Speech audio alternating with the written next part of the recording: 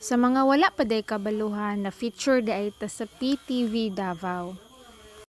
Duyog sa selebrasyon sa Kadayawan, sumao ni siya ang Mindanao Trade Expo dinhi sa Abriza Mall.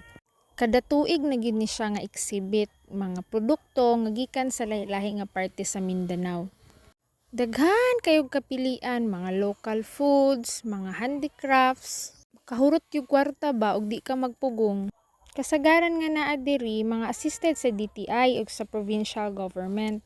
Kani nga mga unani nga event dako gyud kaayog tabang para sa mga local producer para maka-bounce back sa tanan nga losses atong pandemic.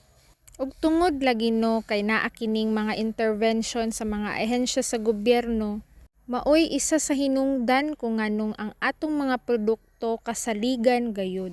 Makalipay nga aside sa cash sales na apod tay mga under negotiation